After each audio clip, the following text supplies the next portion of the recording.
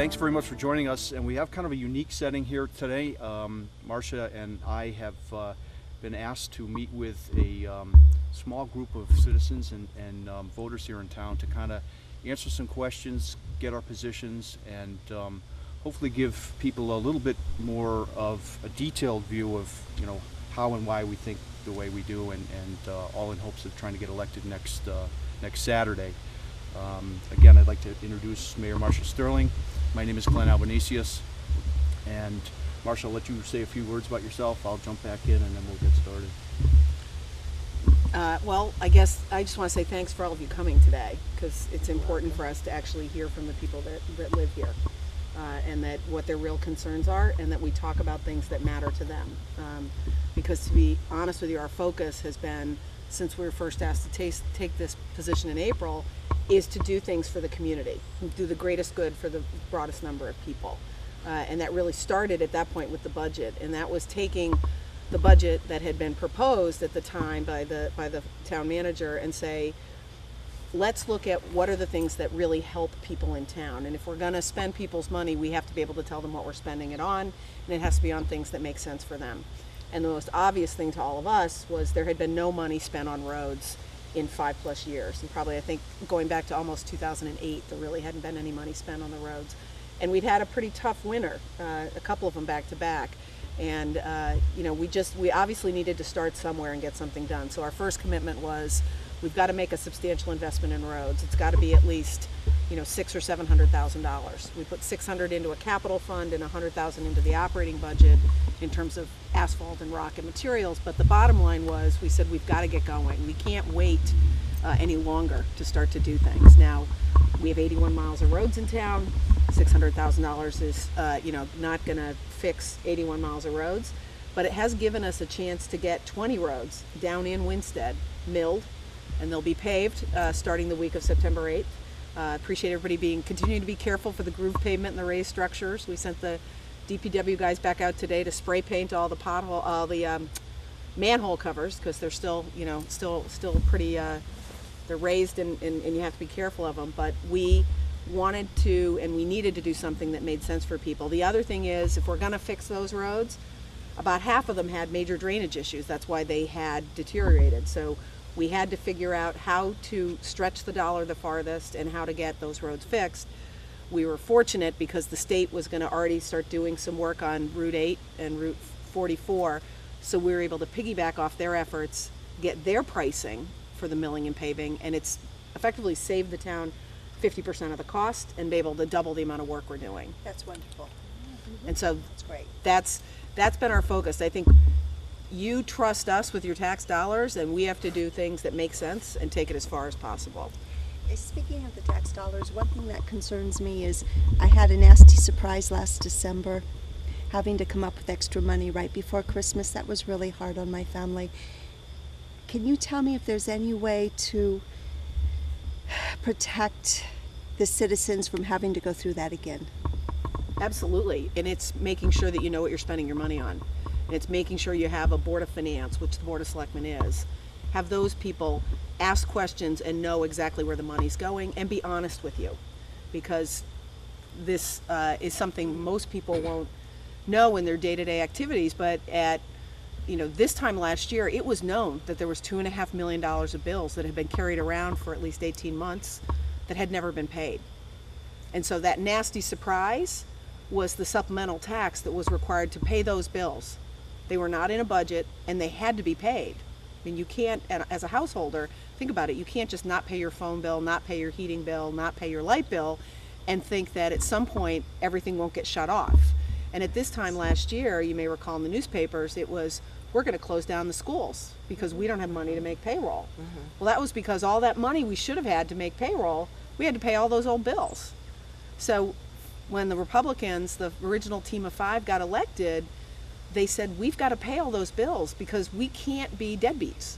That was a cleanup exercise by Lisa Smith and that original majority, because they realized that if we didn't do that, take that, that step, that important step, that we'd be bankrupt. And clearly that was something that they identified as a priority, and they took care of it. And there was some there was some political risk there. I mean, you don't get elected and then all of a sudden whack everybody with a tax like that and, not expect to be asked some pretty serious questions. But I think they did the right thing because, again, as we have said in the past, these are building block exercises that this town needs to do to get its financial house in order. So I applaud them for doing what they did. I too, like you, felt that tax, it hurt. It was around Christmas time and I had earmarked some money for something else, but I knew that paying those bills down was something we absolutely had to do. So again, kudos to the group for doing it, and I think... And thank you to the taxpayers, because the collection rate was above what was predicted. I think we had forecasted originally that it would be in the low 90s, and in fact it's like 97, 98%. So, and believe me, what you're saying, I've heard from a person over and over and over again. It was hard, but people said this was the thing we needed to do. And I think what's important is you've got to then keep the trust of the taxpayers. They've trusted you to catch up on the bills, so you have to remain honest with them. So you fast forward to this spring when we were asked to step in, and one of the first things we discovered is that we had about $200,000 or $300,000 of grant money that had been forecasted as revenue that we were not going to receive. It was a mistake. The town manager had made a mistake in putting together the budget. And here we are in April. The budget ends in June. And I think it was Candace and I sat down with him and said, we're not getting this money. Okay, this is clearly a mistake. It was not money we were ever going to get, and obviously it's just a mistake. We need to address this. If we're not getting this revenue, we've got to find spending that we have to cut. The response was, well, we got an extra insurance payment because of Henry, so we've got more money. We can just go ahead and spend it. And I said, in a town that had $2.5 million of bills that were never paid, we can't just spend extra money. That isn't how you operate in your house. The purpose of a budget is I forecast my revenues, I forecast my expenses. If I don't get my paycheck, I cut my expenses. So the first meeting, I think in May, was the one where we said, look, we're going to freeze spending. And we got pushback from the minority. Candy was quite loud about the fact, well, we got this other unbudgeted revenue, we can spend it. And I said, no, we can't. The only way we're going to have financial solvency and really have a fund balance is if we live within our means. Now, the good news was that there were some items in the budget, we were far enough in the year that we could say, you know what, we're not going to do this, or we're going to cut back on this, or we've already negotiated most of the union contracts and we know the increases aren't 180 grand, they're only 80, so we're going to take that 100 off the table.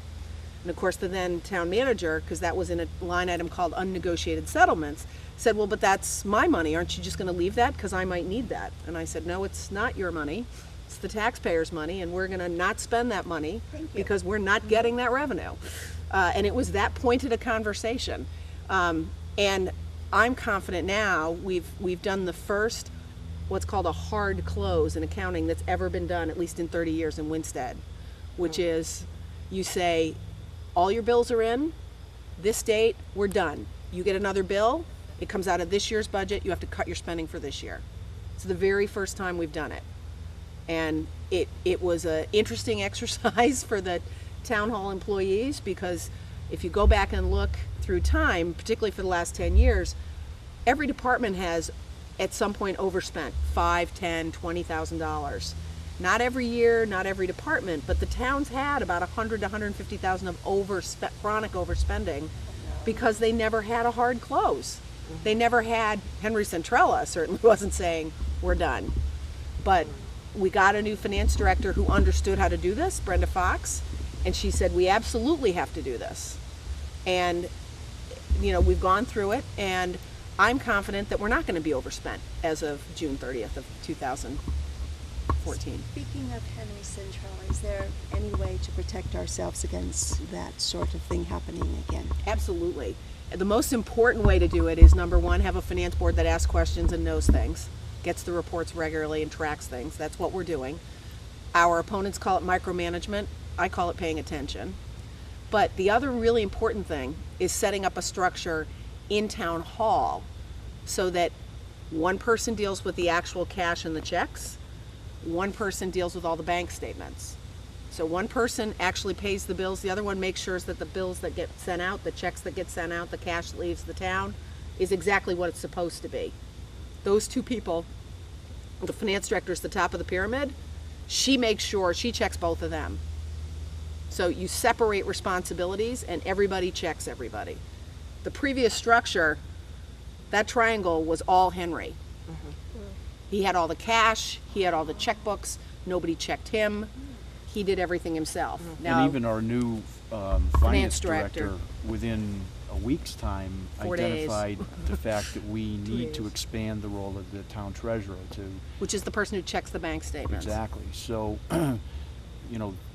that's the sign of someone that, quickly and pretty easily identifies an extra step that the town needed to take, or needs to take, because we do need to. No, we will basically- take. Yeah, we will take, but I mean, we need to get that person in. But I'll and tell you hired. this is interesting. So we now have finance committee meetings. We meet on Thursdays before Board of Selectmen meetings with the finance director, with the town manager, and we actually go over what's happened in the last 2 weeks so that we know, and we present whatever the major issues are. Again, our opponents, the Democrats, resisted this. This is micromanagement. We shouldn't be asking all these questions. And I said, yeah, well, not asking these questions means we don't know what's going on. And we are the finance board, we are responsible, and we're gonna ask questions. So it was at one of these meetings, really the very first one Brenda was at just about a month ago, because she's only been here about 6 weeks, and she said, we have to change the structure. She said, I can't stay here as the finance director unless you're willing to divide these duties. And by the way, that means this person, instead of working 4 hours a week, has to work 20 hours a week, because they have to have enough time to credibly check them. So we said, fine, we'll figure out how to pay for that. Candy immediately said, well, you said it's not in the budget, we can't do it, so we're not gonna do it. But it's simple checks and balances. It's something that has to happen, and exactly. If And we I had- said, if we had them in the past, maybe we wouldn't have a Centrella That's or $2.5 million in unpaid bills. exactly. So We- in the long run, you're saving a huge amount of money. And by the way, a budget also is about, there are other things in the budget that we can choose just like you do at home. I'm not gonna buy a new stereo if I need to fix the roof. That's right. So, and by the way, we put money in the budget in case we needed to borrow again for cash purposes to get through year end. But thanks to Representative Case and his work, we don't have to do that. The state's gonna give us our major grant payment, our $4 million early this year. We're gonna get it in October instead of April. And that solves that cash flow problem for us. So we don't have to borrow money. So we've got $40,000 in the budget that we're not gonna have to use to pay that. We absolutely need someone to do this, so we'll need to spend the money on that. And it's That was interesting. the interest, right? Correct. The interest on the loan. On the Well, it's the interest and the other, yeah, but it's all, Fees yeah, that we won't have to incur. now. correct. And Correct. I know that we constantly get kind of scolded and preached at by our opponents that we need to listen to the professionals. And we agree, but you don't be selective about it. And here our finance director is telling us we need to expand the hours of the treasurer and. To make sure that it's a real job and it's a real check. Right, so, Candy's point about it not being in the budget, we'll figure out a way to make sure that we can get that funded, and then that will, the treasurer's responsibilities, enough hours in the work week to do what she needs to do, so. Another change that fortunately, and we have a really good, the one thing I will say, we have a really good labor council, outside council, and they've done a good job in the last year renegotiating the union contracts for all the different components. We have an assistant's and a supervisor's contract in town hall, we have the police and dispatch, and then we have the public works employees. So there's 5 union contracts. And they've done a really good job, Bill did a really good job, Bill Ryan, of moving to a different health management profile. We still provide family benefits, but it's done through an HSA, HRA structure now. People can still get the indemnity programs, but they'll have to pay for the difference because the town will be doing the lower cost to them program.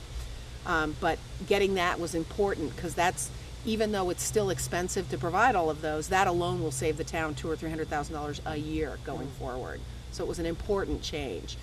But going through that process, we actually had, again, Candy is a middle school principal and a school teacher, so she has a good understanding of the sort of concept of how the union folk all think. I've never belonged to a union, so I don't have that background. My mother is a school teacher, but even she did not belong to a union. but going through the discussion with that, she was actually resistant to some of these changes. And it was great to have Bill, because he said, you don't understand. We're able to get this, not just because you're doing this in a vacuum, but all the other towns have already done this. The majority of them have already moved this way. This is a logical step. Yeah. And again, it was one where,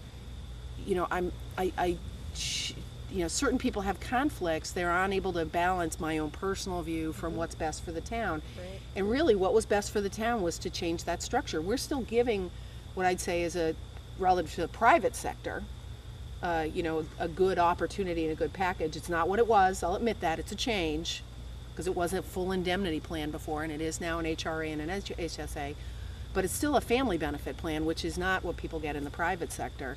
So, and that's an important component and an important reason for people's, compensation structure, and I get that. But we need to have somebody who sits in the room and says, I'm going to think about what the right thing for the town is. We need to provide good benefits for our workforce because we need them to be incentivized to work for us. But that's a balance. It can't be all one way or the other. Right, because the people in the private sector are actually, our taxes are giving better benefits Yes. to the town employee than we get for ourselves. Yeah, that's true. It's expensive as these costs keep going up. If we don't have new revenue coming into the town, we're left with really no choice but to live within our means. Right. Yeah, my husband's a fireman, and we pay $125 a week for our insurance. May I ask you something about Sure. the insurance, okay? Since we're talking about that, as a para at Pearson, I don't need to get the insurance through the town, thank God. My husband covers that family. But there's a lot of paras that are paying 2 and 3 of their week's salary to pay for their insurance because we don't have insurance as paras. You can buy into a plan, but many of these paras are paying, like I said, at least 2 weeks of their salary goes just for insurance, when other towns do have their paras covered for insurance. And I was wondering if there's anything that can happen for that, since we're talking about this right now. I think that's a discussion to have, but I don't mean to pass the buck, Yeah. but that's a discussion to have with the school board, because we don't structure those, we literally only are responsible for those 5 contracts.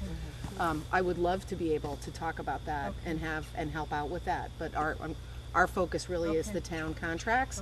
And I promised to ask my husband, who, as you may know, is a Board of Ed member, about that. Because we had this, I think we've talked in the past, and the paras are such a critical part of the school system. They have such a hard job. My mother was a special education teacher and did a lot of one-on-one work with a lot of students, and it was extraordinarily rewarding, but it's also, I think it's one of the toughest jobs, period. So I hear you, and I will ask him about that, and I'll ask him to talk to you about that. May I ask you one other question? Sure.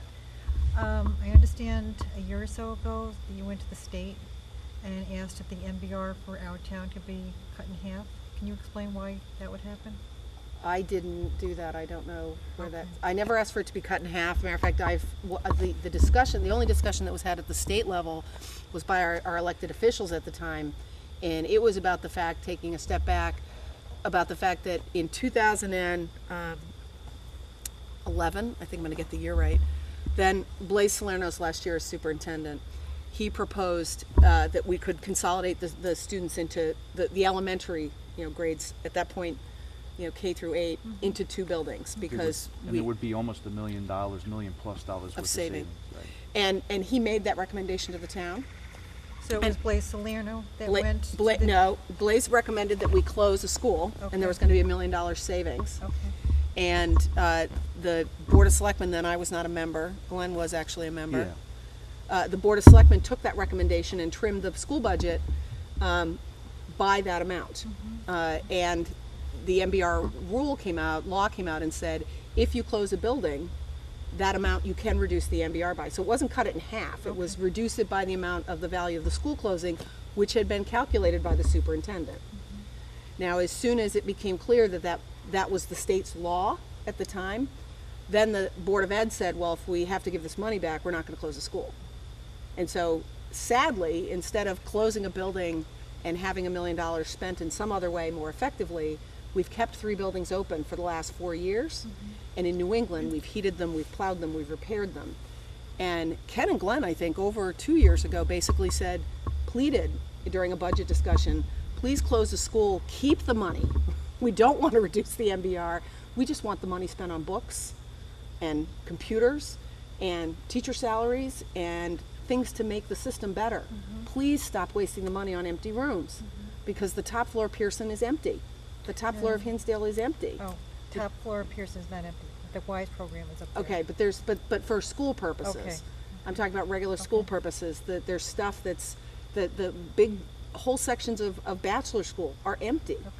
And yes, there are programs in space that we have to find the right place for them, but we should not keep an entire building open when we could easily logically find a way to manage that differently. And it's a good question, because we took a lot of heat for what we did, and there were, in fact, most recently, fielded some accusations that we did it because we didn't care about the kids. The 3 kids in the school system. Yeah, and I did. I know the chairman of the Board of Education at the last meeting got up and kind of spanked me because I took that position while I had kids in the school. And my reaction is that it was an opportunity for us to create some efficiencies that we all know we have to start doing eventually. And it was a proposal made by the superintendent of schools. It made sense. We agreed with it. And ultimately, the townspeople that went and voted for the budget, they approved the budget. They supported it. And, the Board of Ed decided to do the pullback, and, that created a kind of a firestorm. But I just want to reiterate, we didn't whack it in half. We took the number that Blaze had given us, and we basically said, that makes sense. If we can close a school, it's an efficiency for the town, and it would be money that we could save. And we pushed it through the system as far as we could, but ultimately, when the board transition happened, the new elected officials, of which I was a minority, decided that they didn't want to go down that path and see that to the end. So we kind of are where we are. And actually, to be honest with you, that was the beginning of the $2.5 million of unpaid bills, because at that juncture, the Democrats, got in power again. They'd been in, but now they had a supermajority of 5, and at that point, it became apparent to all of them, I believe, that a lot of the cash in town was already gone. And when they were running for office, we were saying, if you want to do this, realize that you're going to have to raise money. You're going to have a supplemental tax of $1.3 million. If you want the school district to have another $1.3 million or $1 million, you've got to raise the money to give it to them. You can't just assume there's cash, because I just want to see if I can understand something, what you just said. Sure. Okay, the MBR, that was not your doing, as far as asking for the decrease. It was Blaze Salerno. Well, Blaze recommended to the Board of Selectmen in his budget Right. that they could close a school and save then- $1 million. Okay, and that was approved by the town? Correct. People voted to Correct. go along with this? Correct. And then the Board of Ed pulled back on it? No, the Board of Selectmen. Board of Selectmen pulled back on it. Yeah, the What was Board of reasoning? Selectmen- If they had the town's approval, why would the Board of Selectmen have pulled They back? decided they didn't want to go to the hearing at the state to say, we're going to close a building, because the Board of Ed basically said, we refuse to close a building because we'd lose the money. They'd rather keep buildings half full than actually close them and have their funding be reduced. Because of loss of the money that they would be getting. Correct. And, I mean, this is I don't think too far off the mark to say that it's unfortunate. I think it's really unfortunate that the Board of Ed would rather waste, quite frankly, somewhere between $750,000 and $1 million on empty buildings, on portions of empty buildings, and maintaining them, instead of saying, Is that coming every back to year? the sorry. Is that $1 million every year? Correct. Instead of saying, you know what, let's do this, and let's sit down with the Board of Selectmen, and maybe there's some tax relief, and maybe there's some more money for that, we keep some money in the system, but let's come up with a program so that we're not just wasting money, that we're not spending money unnecessarily, particularly if we need books and computers, and we have other things we need to do, and we can do and should do with the money.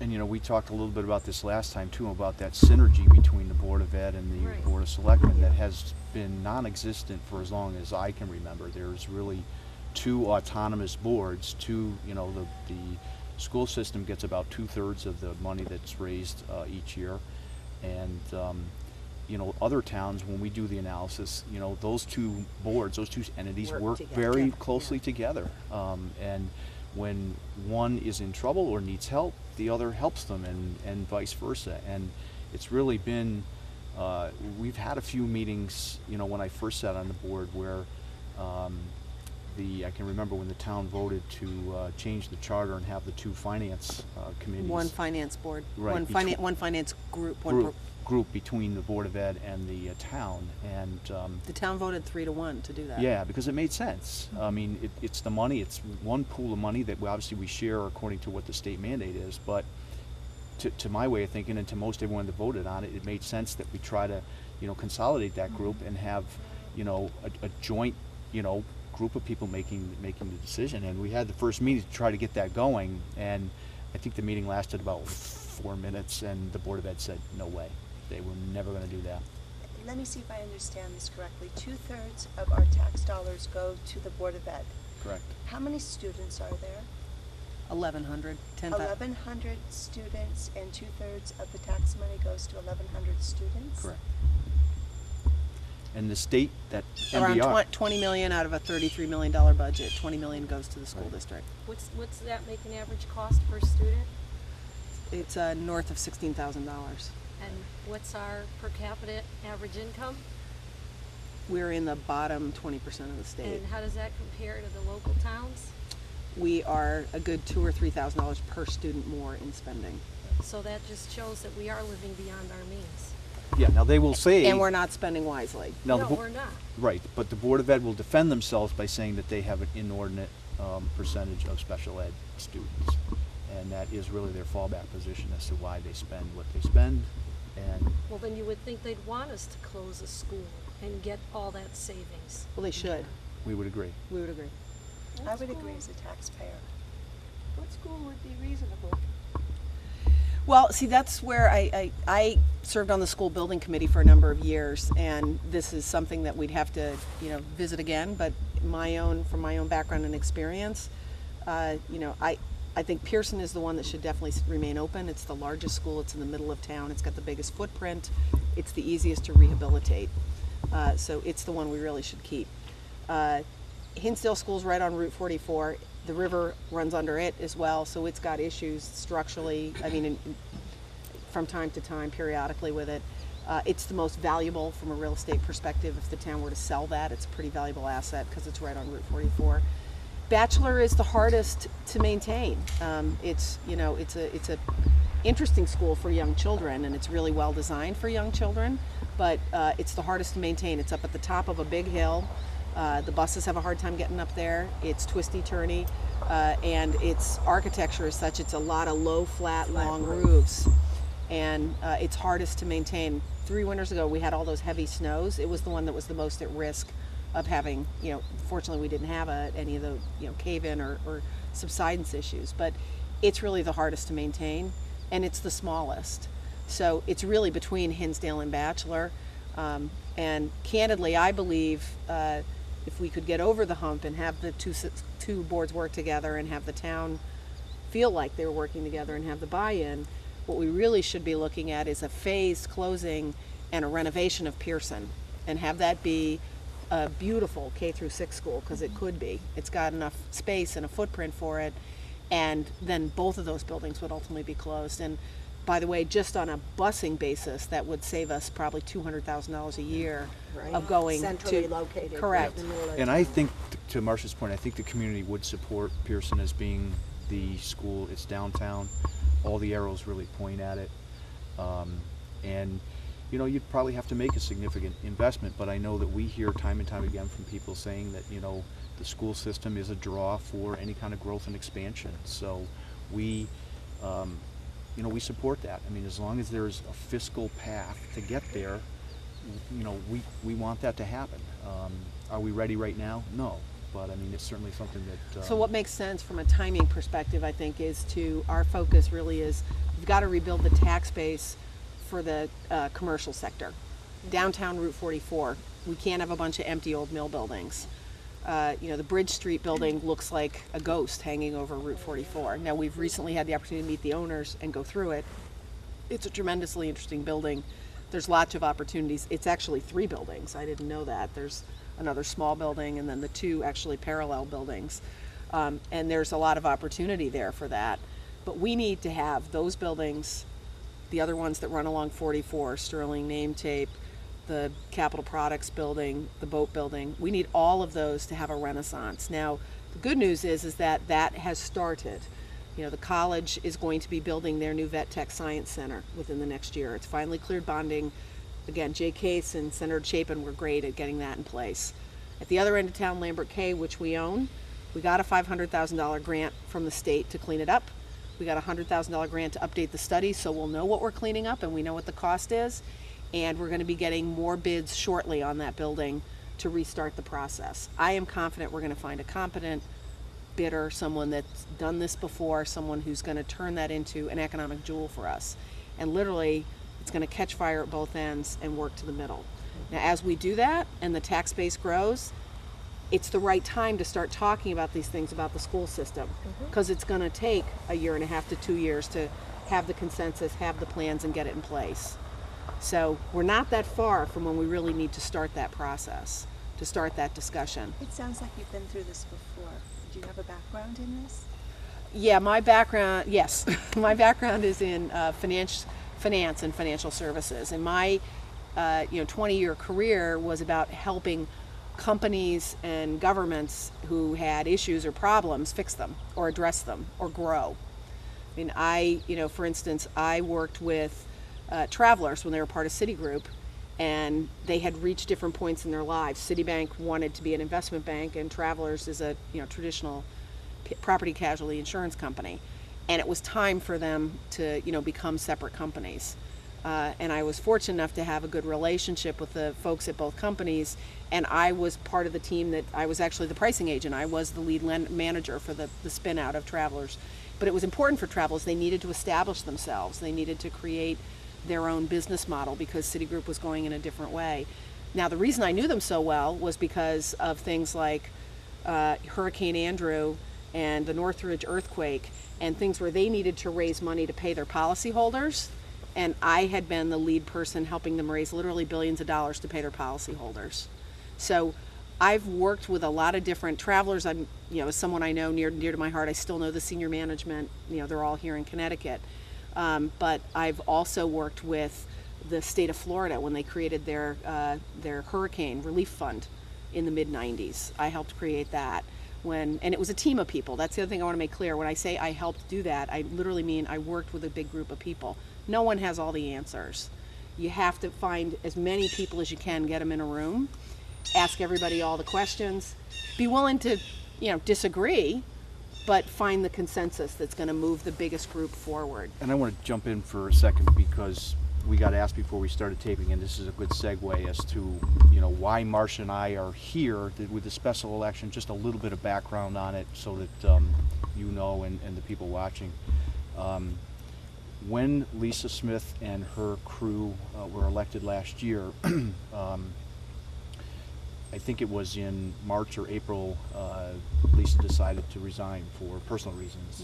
Family reasons. And I know there's a lot of talk out there about a conspiracy that Marsha and I had to basically force that to happen, that we'd step in and take over.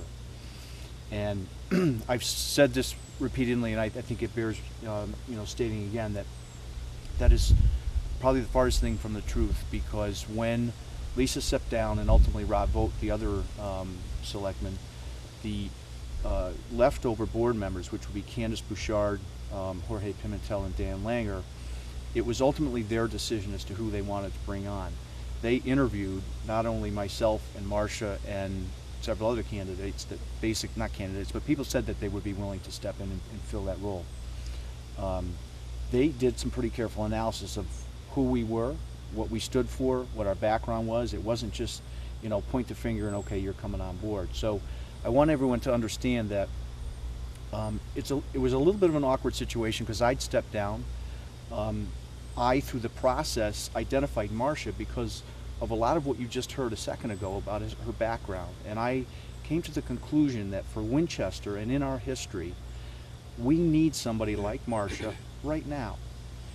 2 years from now, 5 years from now, we may need a different individual. I But hope you for our needs right now to get our financial house in order and to get some economic development done correctly and get the growth that we so desperately need to happen, here's a person that has that experience. And that's no deference to our opponents, Virginia and Steve. They are great people, they're professionals, they're upstanding citizens. I'm not taking anything away from them. But I think what people and voters need to understand that this particular election has to be decided on who can take us from where we are to where we need to be. That's kind of why I jump back in. I don't have the experience, I don't have the knowledge that Marsha does, and I'll be the first to admit it. But I am smart enough to know that leadership with some experience is what's going to get us where we need to be. So this is a crucial election, make no mistake about it. No conspiracy. You have a couple people here. I'm just a dad and a sales rep, and Marsha's retired, but you've got people that feel very strongly. I've been in town 40 years now, but feel very strongly that this is make or break for the town. And a lot of you have been here longer and seen more. So I gather that you share that opinion, that we're kind of at a turning point. And I think what Marsha brings to the table is exactly what the town needs as far as experience and guidance and leadership. And for that reason, I think that we offer a tremendous opportunity. It'll be up to the voters whether or not they decide to take it. But I think going the other path is definitely going to take a step back. So, I mean, we are competing with not just every town in Connecticut and every town in New England, but we're competing with towns in China to try to get business here. And, you know, we don't have a fire hose of opportunities. So if we've got a small garden hose, we have to make sure we get as much as we can out of that garden hose. And, you know, we need to take advantage of everybody that comes to the table.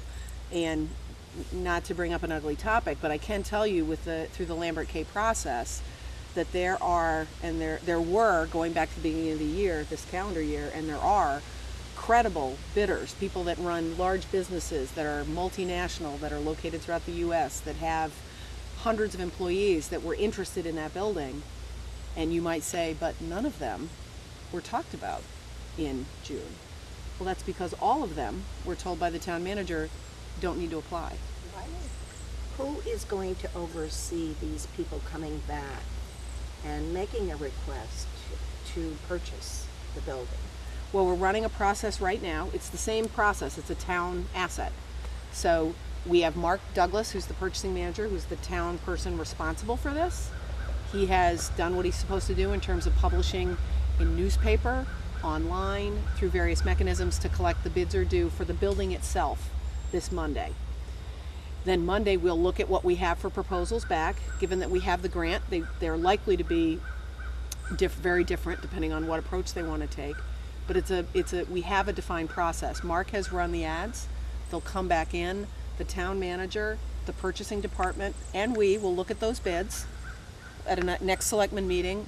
We'll actually probably sooner than that request them to actually come make presentations to us, which wasn't done last time. We'll ask them to come in and explain why they think they should be trusted with this town asset, why we should work with them, why are they going to make that an economic jewel, how are they going to do that, what's their background. We're going to have them come present to us first. We'll make a determination from the bid or bids that we get back, whether it makes sense then to ask the town to consider it. And then we'll send it to a town meeting, which would be 30 or 45 days out. Those people would have to come back again and make a presentation and answer questions, which is something the previous people didn't really want to do. But they'll have to come back and answer questions, and they're going to have to convince the town, not just the Board of Selectmen, but the town, that those are the right people to work with. and one thing I want to... And I'm confident we'll have somebody like yeah, that. one thing I want to throw in to you too, and you may have observed this a little bit, but we're trying to fast track some of this stuff. Now, I'm not saying we're doing that without our due diligence, but if you all realize kind of how Winston has muddled along for so long, we realize with the paving, you know, the streets, the parking lot, the bridges, it's very easy in government to slow things down and just drag it out. And specifically with Lambert K, we need to capitalize on that opportunity quickly and do it right, because there are people that are watching what we're doing. I want to make that very clear too. There are other investors that they've tiptoed up to the outskirts of town and they're watching how Town Hall handles opportunities. Is it handled in a professional, an efficient, and in the business world, a pretty, move along pace. Government tends to go very slowly. We recognize that, and we'll certainly operate within the means, but we want to make sure that this gets done pretty quickly because we need to turn it around. Yeah, I don't think after the last couple months anybody would possibly accuse me of not being interested in due diligence. No, but, no. But the other thing I think we have to be aware of, and this is actually what Kevin Nelligan, the town attorney, said.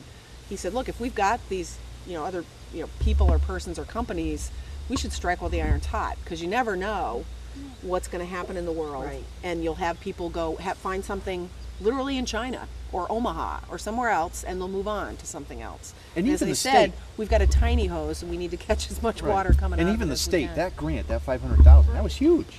Exactly. That was a big win for Winstead. And doesn't that make the property in a way more valuable? Exactly. Right. Yes. And it makes your decision, I think, when you look at Our these bids, decision, yeah. a little easier Sure. because now you have some money that you know Right. that's there. It's not a question. Right. And when we go back to the state, as we're going to try to do for Newfield Road, for those that live up here in town, we want to prove to the state that we managed that $500,000 that you gave us We have to. with Well, diligence, and we did a good job. And that's what the state, when they evaluate these different grant applications, we got a lot of heat for the Whiting Street, the one-way off of 44 down to the Whiting Mills complex there. That was a grant that the other side, the Democrats, felt that was probably the better investment for town, and it had been turned down by the state a couple years back, and we just No, just the year before. They had applied for Yeah, it, I guess it and was it the had year been turned before. down the year before. right. So anyway, I mean, as far as I said before, proving to the state that we can do a good job at Lambert K, I think that improves our opportunities to get other grants too for projects that are sorely needed. And let me tell you, the state, is looking for a good partner in Winchester and Winstead, and the town's willingness to levy that supplemental tax and pay their bills and catch back up and not force the state to show up and say, levy supplemental tax and pay your bills. The tough thing that Lisa and the team did when they first got elected, that went a long way toward the $500,000 for Lambert K, the $1 million for that the American Mural Project just got, the $3 million that we're going to get for the Halliburton Bridge, the fixing of the railings on Route 44. I mean, all of those things were part of the Hartford folks saying they're willing to clean house and do what they need to do to catch up financially. We can trust them again. But it's not a complete trust. We have to keep demonstrating every day that we can be trusted and that we're good partners.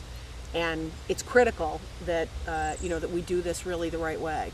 And our investments, I think, should be, as a taxpayer, with businesses that are going to generate money for us. Correct. Increase our tax base. The more that we can fund ourselves, the less the state has to worry about. So I guess if we could prove that, that'll make them happy, and they'll be willing to help us out more in the future with grant money if we need it. And that's another huge distinction between, the two candidates that we're running against. I mean, their three big issues is, civility and the strong town manager, form of government, and the bond package that they want to put together to fix everything in a big way. And we don't really disagree with any of that. I mean, I think we have demonstrated Well, in our actually- meeting. Well, We're civil. I think. we couple are things. civil, yes. If you watch our meetings, as I'm Yeah, hoping I that you have, have, and some of you have attended, Marsha's done a wonderful job of, letting people talk, not cutting them off. We get screamed at, we get yelled at, but I can tell you that our group collectively has been very polite, very professional, and will continue to be. So I don't think civility is really an issue. As far as the bond package, I just want to point out that if we were to borrow 25 or 30 or $50 million to fix all the roads, or many of them, or build a new school, whatever, the cost to that would be phenomenal. And ultimately, the townspeople are going to have to approve that. We're not even in a position right now to borrow money because we don't have our audits, we don't have a bond rating, so we're really quite a ways away. But they're making that, pretty exciting opportunity to, set a bond package, fix all the problems. It's unrealistic. It's a great campaign pledge, and I have a little card in my car. I should have brought it and shown everybody, but in 2011, the Democrats made fixing the infrastructure and community development, that was their big pitch. And as politicians, you really need to be held accountable to what you promised the taxpayers. And that's what they went around and said they were going to do. They didn't do it. They didn't do it. Doesn't make them bad people, but they didn't live up to what they walked around and said, here's what we're going to do when we get into office. They didn't fix the roads. There really was no community investment. So what we're trying to do, again, with our Getting It Done little tagline, is to identify things that we know we can do quickly, do correctly, and do well, and kind of build that momentum that the town so desperately needs. Yeah, and what I meant, but I was going to disagree with Glenn, is that a big bond package is not going to fix everything. We can't borrow our way to prosperity. Nobody can. No. I think we learned in 2008 that the world can't borrow its way to prosperity. You've got to grow organically. You've got to find a way to grow your business base. You've got to find a way to grow as a community, increase the value that you actually provide and that you have, because that's the only way you're going to have the money to do the other things you want to do. You know, I ran a financing business, so I know that people need to borrow to do big projects. I mean, that's what I did for 20 years. But you have to put yourself in the right place to do that, and we have to dramatically grow our tax base before we can do that. Now, the good news is that we can't borrow for at least 2 years anyway, so we have time to do that. I mean, I've taken over 100 companies and governments to Moody's, so I know exactly what they're looking for, and I also know that we need about 2 years to get there. So, but we need to use that responsibly. We need to know what are the steps we need to implement, and we need to actually accomplish it. If we just sit here for 2 years and we don't grow the tax base, and we just creep the taxes up a little bit, and we don't improve the infrastructure, we go back to no road paving, no nothing, and we add more people in government, which was what the other proposal was for the budget at the beginning of this year. 2 years from now, we still won't have a bond rating. We still won't be able to borrow money. We still won't have a could fund we? balance. I mean, if our costs keep exceeding the revenues coming in, we're just going to be getting deeper and deeper in a hole. So I think we need to do the reverse, increase the money coming in, and where there's wasteful spending, cut it out.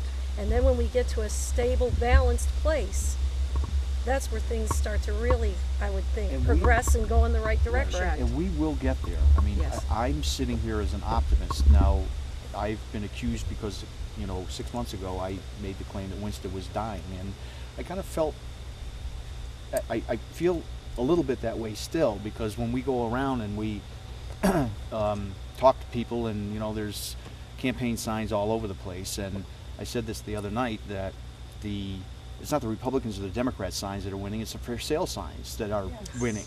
And that speaks volumes about where we are.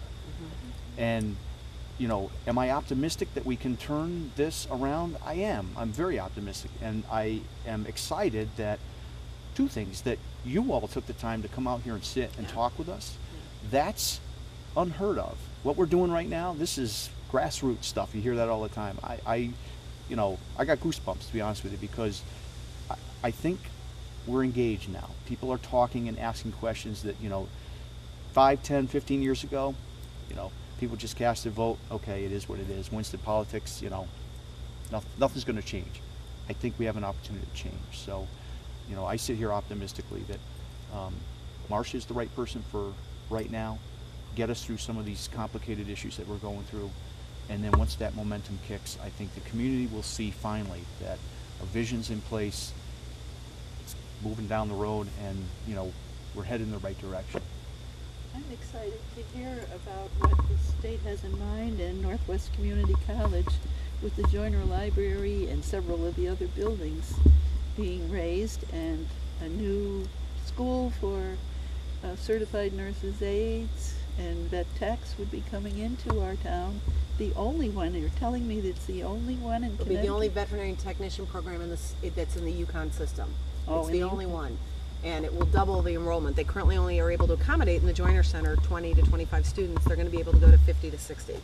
Wonderful. And it's a tremendous program. It's run by two professors who come from Cornell, which is the #1 veterinary college in the world, not the United States. One is the our world. friend.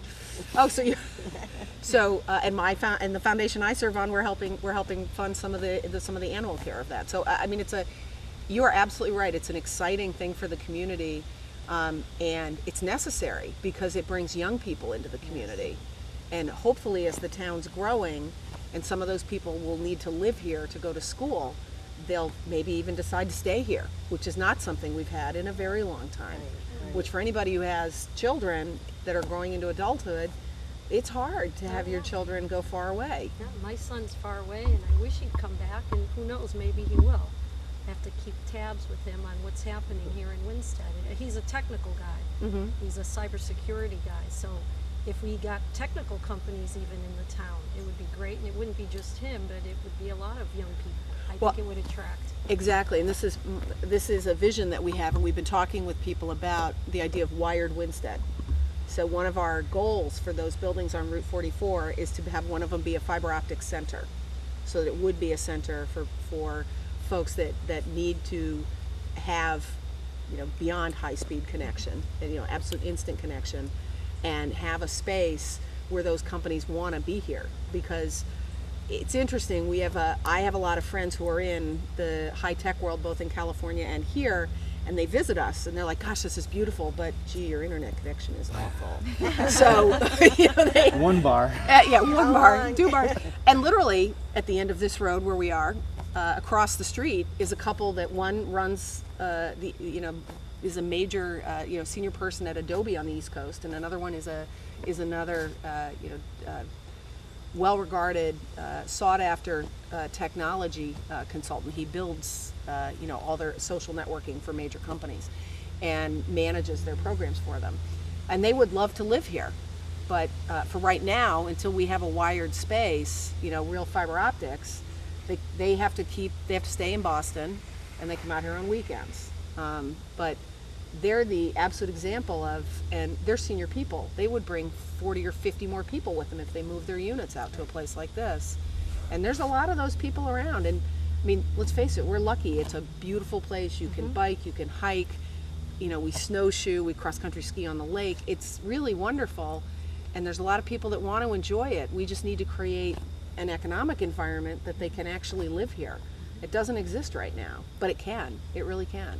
And I think the Lambert Cave project, because I do think that's keystone. going to advance pretty quickly, that's going to move things quickly. As I mentioned before, that sense of urgency, I think that's going to move in.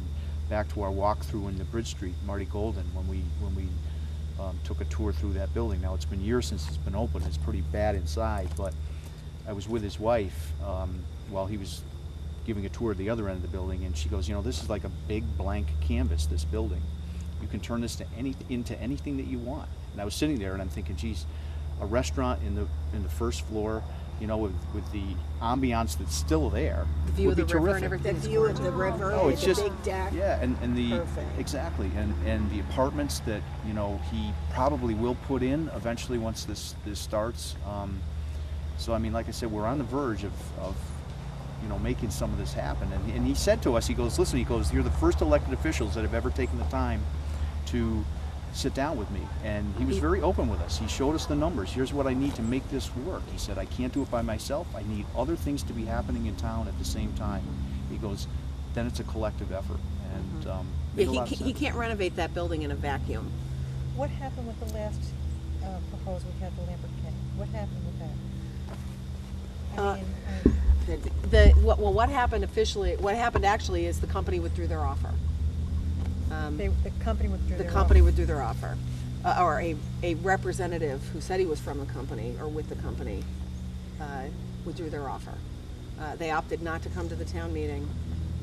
It's been reported over and over again in the papers, but we got a phone call in town hall the morning of the town meeting that was supposed to take place. The call actually came in. Lori Bissett, the town secretary, tried to answer the question the gentleman was asking. It was awkward because he wouldn't give his last name. He wouldn't say what company he was from, but he insisted he was part of the group that was going to buy the company or was interested in buying the building. And so she asked me, because she was unable to answer his questions to his satisfaction, for me to talk to him.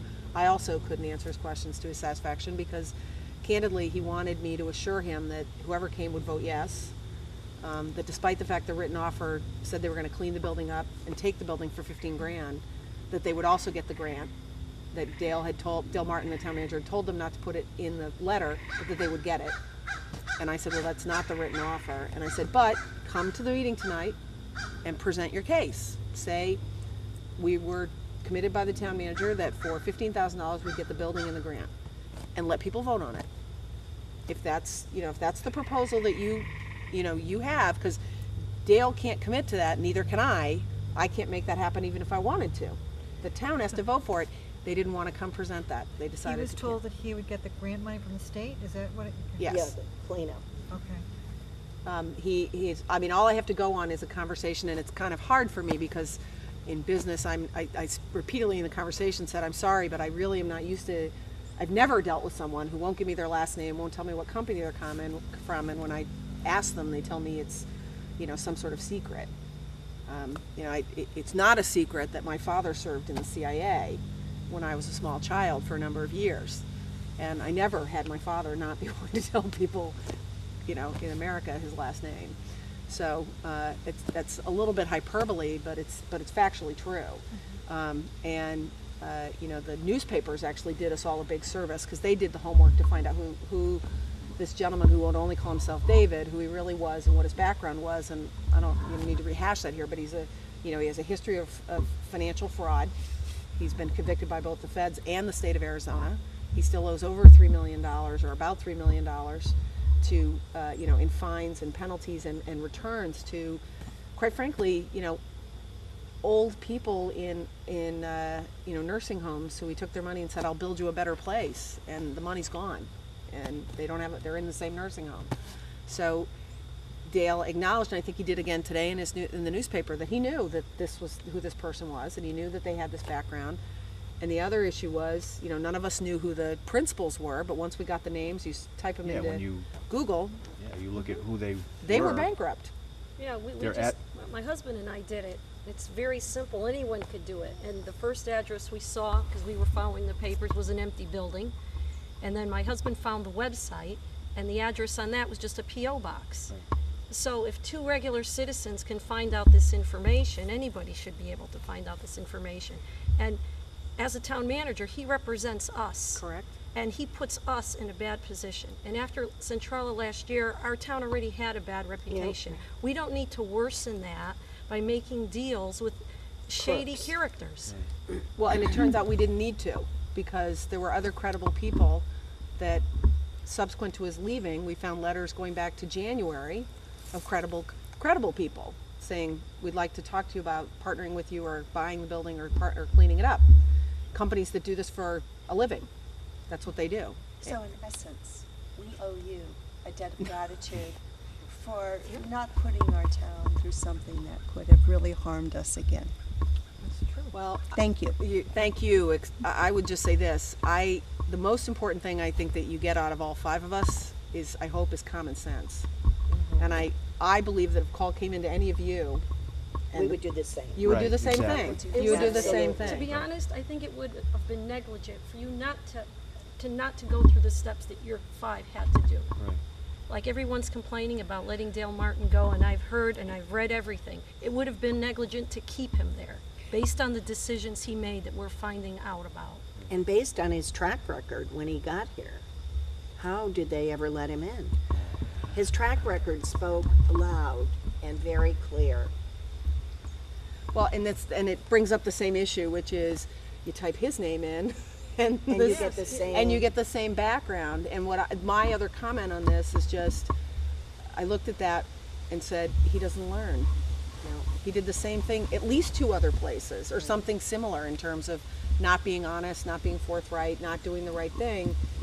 And I believe in the town manager form of government. I want to have a strong town manager, but you need to separate the concept of the government from the person. Mm-hmm. And if the person is not the right person, who's not competent, who's not credible, who's not honest with you, you need to find a competent, credible, honest person.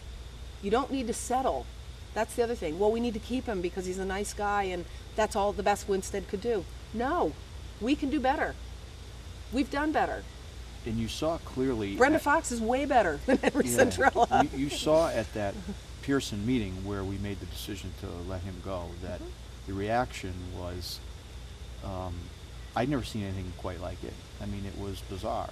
I mean, certainly people, I said this the other night, I appreciate people's passion no matter what side of any issue that you have. But we had to take the emotion out of it and make a decision because I felt, and I got along with Dale, and I've said this repeatedly, I mean, I had a relationship with him, we talked, we communicated, but I felt pretty strongly that our group had to hold Winstead's standards that much higher because of the whole Henry thing. Yes. And it might have only been one instant with this negotiation with really, you know, people that, you know, either had, you know, a criminal past or whatever. Just the whole thing, I would have walked away from it the minute I found that out. Just because it put the town's reputation, just any kind of dealings we might have had with them, I don't think much good could have come out of it. And I think he wanted so badly to have something happen that he lost sight of the fact that he's representing the town. It's not him. It's not his ego. It's not his wanting to be the person that made this all happen. And to the other point that we made the decision to let him go, that wasn't easy either. I have to walk around town and, you know, go in grocery stores and shop and get gas and look at people that are mad at me and upset and, you know, have taken the time to say so. So it's not easy for us to do what we did either. And I'm not looking for any sympathy, but I think collectively we made the decision that we had to hold Winstead's standards to that much higher. And in fact, it wasn't a one-time event. It was really the culmination. To just give a brief chronology, when Lisa and the team were elected, the very first thing they faced within 24 hours of getting in office is finding out that Dale had signed a contract for oil that was double the market rate. And we're still paying the price for that. But that's the taxpayer money. Correct. So that What was the price of the gallon? $6 a gallon, we're still paying for that price. So our town is paying $6. Correct. We had signed what's called a take or pay contract, and what had happened was they had, say we really needed 10,000 gallons. For various reasons, it was overestimated. It was double. They said we need 20,000 gallons. And by take or pay, it means if you don't use it, you still have to buy it. So we still had to pay. So we effectively have to pay twice for gas we're not going to use. Is that still in effect now? It finally got closed out. Okay. It closed out though in this year. So we're paying another, I think it's I don't know the exact number, but it could be $80,000 to $100,000 this year. But it's been closed out finally. But the Republicans closed it out. But they confronted that 24 hours after. The Democrats had hid that. Let's not talk about it. But within 24 hours of getting in office, Lisa, Candace, Dan, and Jorge said, what the heck? We've got to deal with this. We've got to resolve it. We've got to figure out what the economic cost is, and we have to settle it. So they addressed that problem on top of the supplemental tax. It was part of trying to get your arms around all the moving ugly parts. So we had that problem. Now you move to June, and so we've been in office for 2 months, and I'm sitting in Dale's office, and one of the other staff comes in and puts down a piece of paper, and I look at it, and it's the Webster bank account for the tax office, and the signers on the account are Robin Manuel and Mr. Spencer, two people that have been gone since March.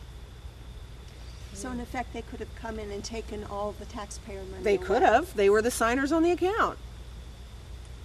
And Has Dale's that like, been oh, changed? I changed it that day. We changed it that day.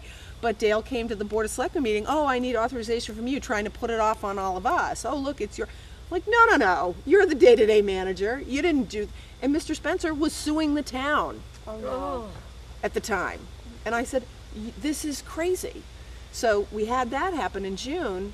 And then while he's on vacation in July, not only do we have the whole, Lambert K Access 4D debacle, but Mr. Spencer is what he's suing us for, since Dale knew the appointments were going on.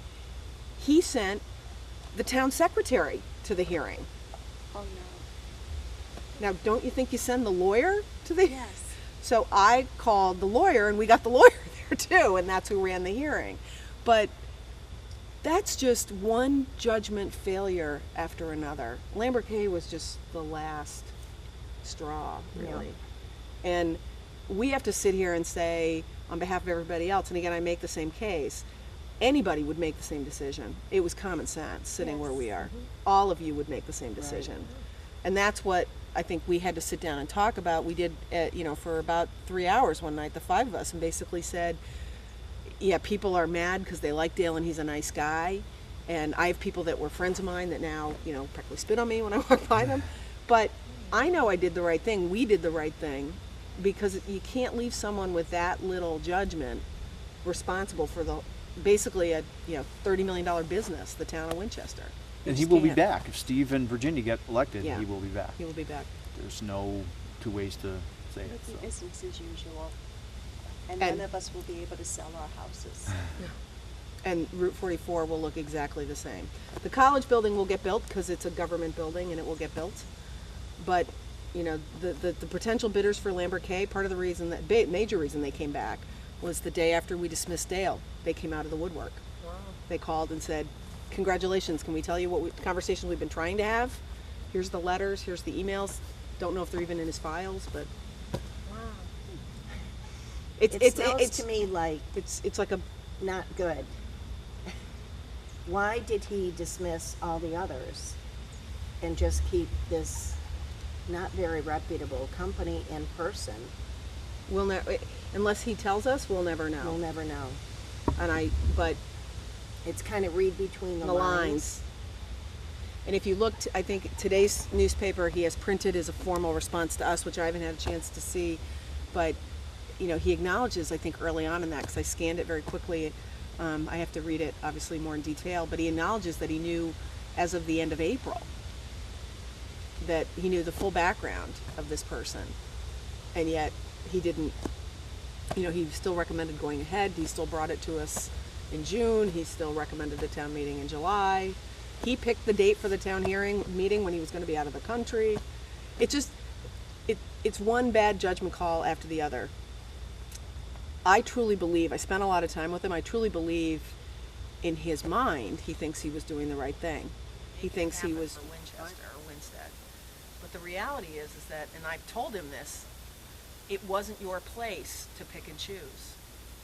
Just like it wasn't my place to pick and choose. It was your responsibility to bring all of it to the Board of Selectmen and ultimately all of it to the people and let them decide. And you don't get to decide that. And if you think that's your job, then we need somebody else in that job, because that's not your job. So we're almost an hour in. I think I'd like to just maybe wrap things up and ask collectively if you have any other suggestions, words of wisdom, guidance.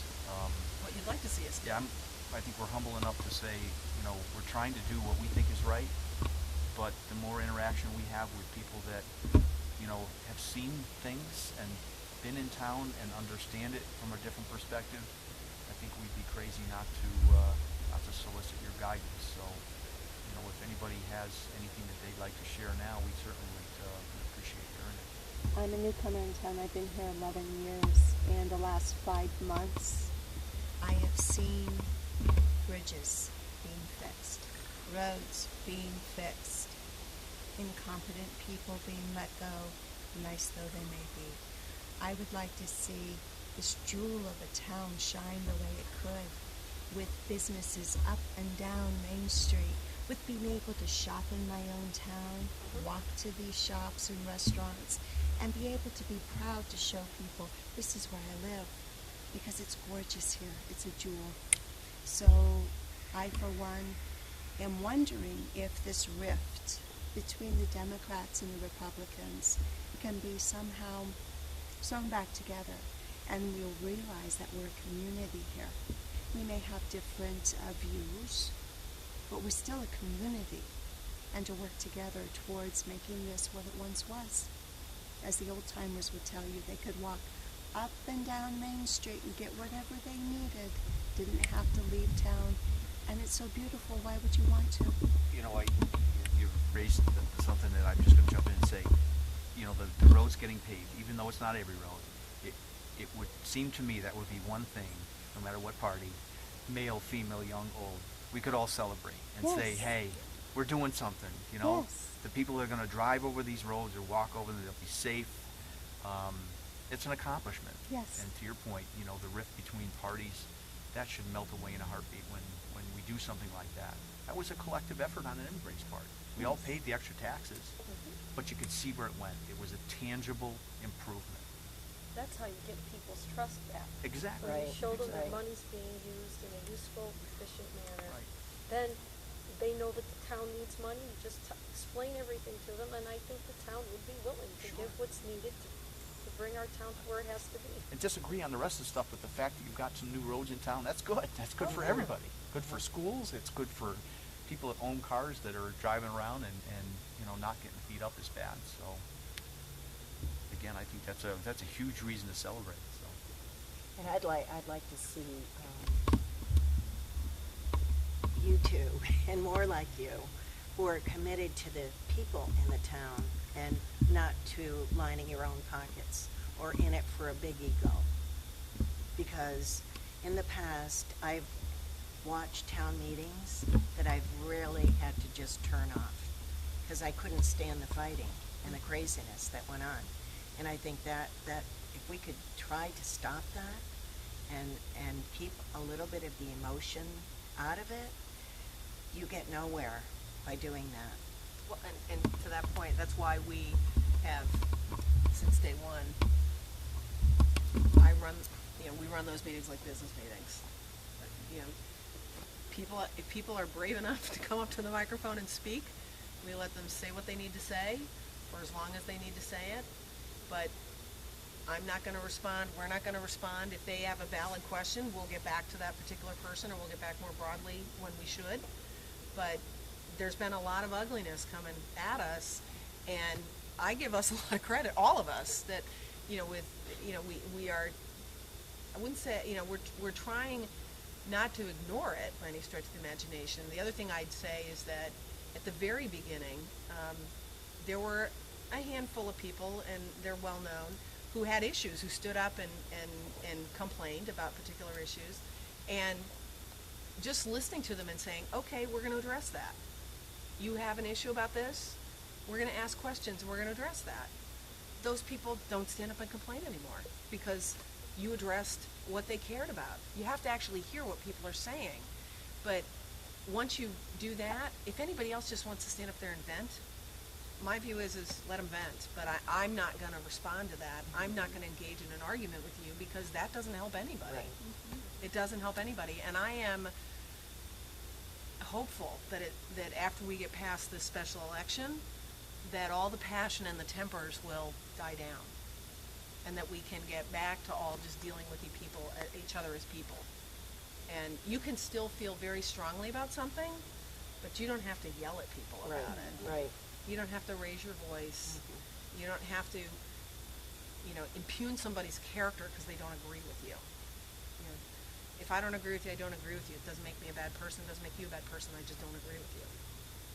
So I think I'm hopeful that after we get past this point, that there is a clear choice in the election. You either want to go one way or the other, and that that's what will happen. Of course, I'm hopeful we move in the more positive future direction. That's what I'm hoping for. But either way, I think that level of discourse, I can commit to you that I'm going to stay exactly how I've been. and I'll make that pledge as well, as I'm sure Thank that the you. other three that I sit with. Yeah, I mean, I have never, engaged in shouting and finger wagging because it's just never gotten you anywhere. And I don't chalk that up to me. I chalk that up to having a good mother who would say, "If you're going to behave like that, go stand over here." And when you stop behaving like that, maybe you can come over here. So, because I just learned as a kid that, you do get angry enough to fall on the floor and kick your feet, but find some other way to deal with it. Don't project it at somebody else, because ultimately, at least I find, you don't feel better afterwards Right, either. right. You feel like, gosh. And why nothing did I is do that? accomplished. And nothing's happened. The Yeah. other person's just gotten their eyebrows singed off, but that's about it. So, Thank you. thank you very much. Very much. Thank you. Thank This you. was, We all have family and friends that we certainly will be in contact with to have them see this when it's going to be televised and spread your word. No, thank you for coming. This was really tremendous. It was Very great unique. to get spent Very time with you. unique, and We are unique. yeah. But this is real. Yeah. This is real. This isn't sitting in a TV studio or, you know, Having a staged scripted, or yeah. anything like that. This is a real conversation, and you know, I think that we certainly have tried to speak from the heart, and I know that ultimately the right thing will happen. And I'm grateful that you all took the time to Yeah. come out and It's good to get to know share you. time with And us. it's We're all great. in this together. Thank you. Thank you. No, thank you. I'm just sorry you had to sit on the bench and didn't have anything to lean on. I thought about that halfway in. No, it's good. I can't lean I don't back. know that Oh my I've God.